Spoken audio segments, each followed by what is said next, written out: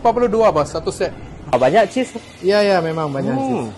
Hai bos. Halo. Nasi biryani lobster cheese satu. Okey, boleh. Alright. Nasi ganja lah, try nasi ganja. Boleh, nasi ganja pun okey. Nasi ganja sedap.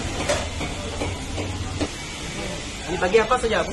Acar dengan telur. Acar sama telur. Dan nasi ganja. Okey. Lepas tu lobster lain lah. Lobster asing lah. Asing lah, asing. Okey, boleh. Okay.